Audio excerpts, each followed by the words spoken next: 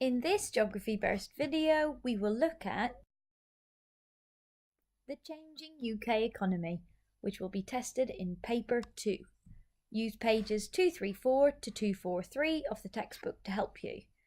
We'll look at an overview of the changes in the UK.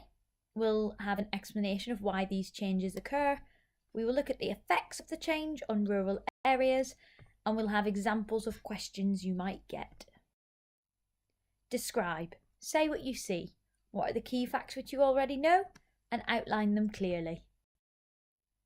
So what has changed between these three pie charts? 1 was taken in the 1800s, 2 was taken in the 1900s, and 3 was from 2000 onwards. So in the 1800s, most of our money was made from the primary industry, as shown in the blue sector. 75% of people were employed within agriculture and mining. By the 1900s, in the second pie chart there, most people have started to work in factories, and therefore in that orange sector, in the secondary sector, 55% of people were working there. That means there is now less in the primary industry, with 30% there. And the final sector was made up of tertiary, 15% people working in the tertiary industry. By 2000 onwards, the secondary industry had also declined along with the primary industry. And the tertiary industry had increased from 1900's 15% up to 74% in the 2000s onwards.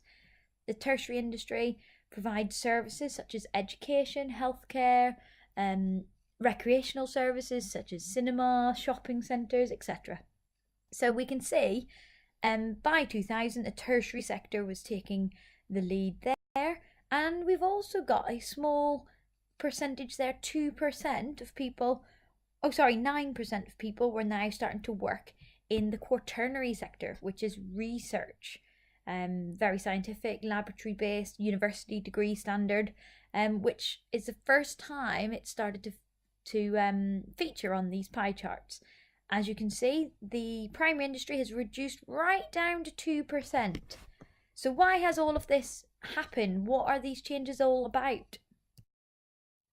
That's where we need to explain, say what we see, plus why that has happened. So we're going to give outline of reasons for these changes.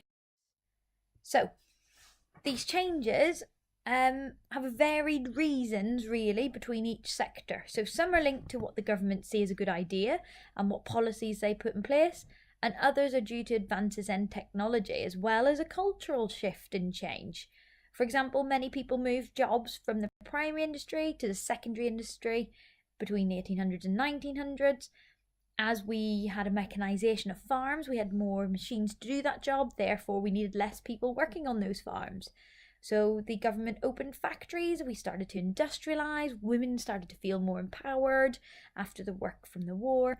All of these changes caused more people to work in the secondary industry in those factories.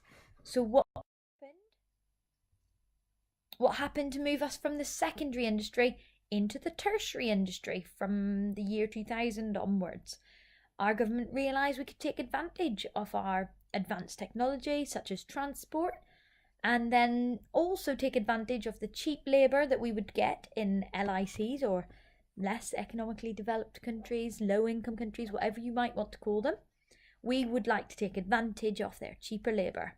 So we closed many of our factories in the UK. We call that deindustrialisation. And we imported cheaper goods from abroad, as that was actually cheaper than making it ourselves in this country. So with this change and our advancement in education laws, many more people stayed in education, had gained more qualifications, and enabled them to move into the tertiary sector, providing services such as further education and management of those businesses that had moved overseas to take advantage of that cheaper labour. They are TNCs, or transnational corporations, and we talk about those in another GeographyBurst in more detail, if you'd like to shift on over and have a little look at Nigeria and the Shell Oil TNC there.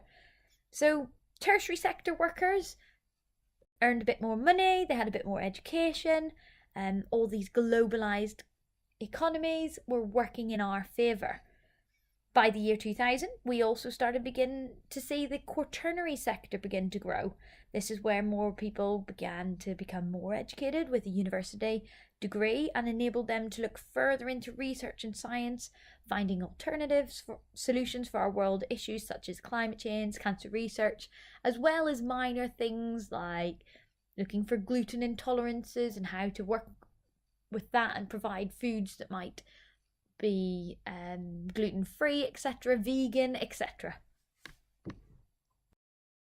These changes came with positives and negatives, of course, for our post-industrial economy. What happened to all those people that worked in the factories that didn't have an education? Well, we look at the decline in those areas and the environment that declined with it. So many areas such as Sheffield, Birmingham, Bristol have gone into decline when the secondary industry closed down. That led to high unemployment and social deprivation, which we look at in the urban issues and challenges topic. Again, there is another geography burst on this if you'd like to go look at that.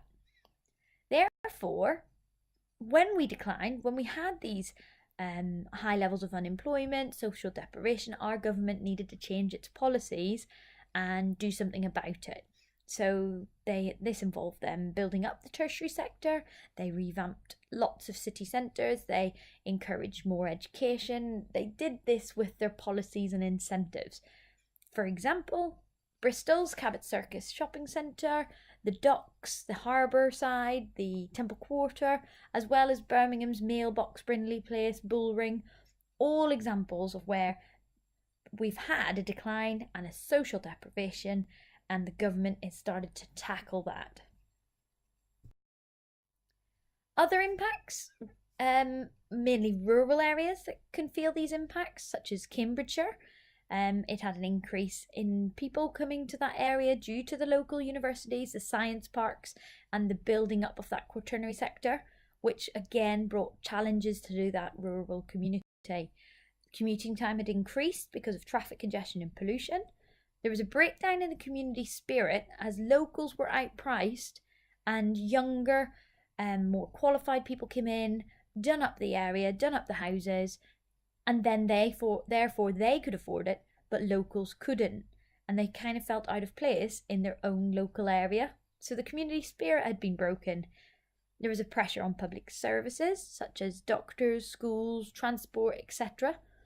And then therefore a lack of affordable housing for those people working in the rural parts. So in agriculture, there's still 2% of people working there, generally migrants who would earn very little, again outpriced due to these highly qualified people coming in and gentrifying the area.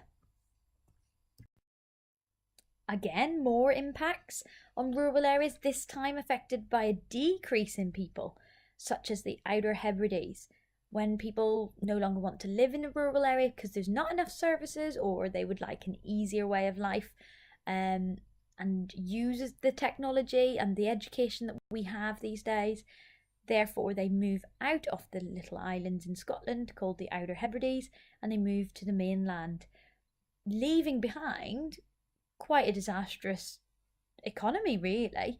There's a lack of educations and schools will close down due to a lack of students going there and a lack of teachers training to be teachers there. The elderly population has been left behind to look after themselves. There's very little taxes being paid there, and therefore the public services are just not being funded, and timetables will be reduced for buses, post offices could be closed down, and the elderly people feel very cut off from normal society. However, within all of these changes, there has been a bid to reduce the likelihood of decline in rural areas and try to reduce the impacts on Cambridgeshire, etc. And we're going to focus on one of those rural areas who had got some support from the government and their policies and allowed to continue with their primary and secondary industries, and to do so they had to do it in a sustainable way. This has been really successful.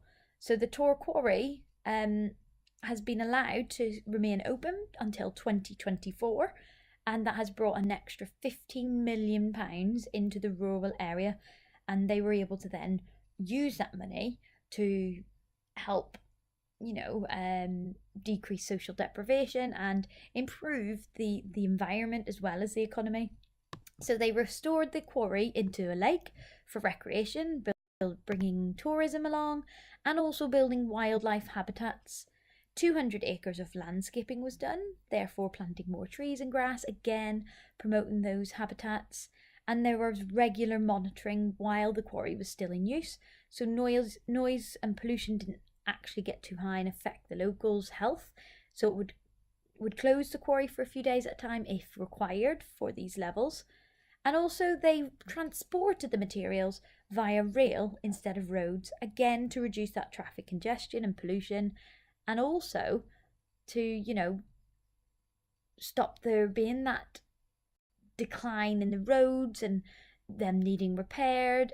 The money could be invested back into the quarry and building those habitats, using it for recreation instead of fixing the roads. So very, very successful story on rural sustainable growth. So questions you could get on this topic. You could get the first question, describe and explain the changes to the UK economy, where you'd need to relate to the pie charts. You could get a question on how the science parks provide opportunities for economic growth. You'd want to link that with Cambridgeshire. Or you could get a contrast the economic challenges associated with rural areas showing growth or decline, where you would want to contrast Cambridgeshire and the Outer Hebrides. Finally, you could get a use an example to demonstrate how a modern industry can benefit a rural area, and that's where we'd want to talk about Tor Quarry and how sustainable and positive that is for that rural area. Geography. Know your world.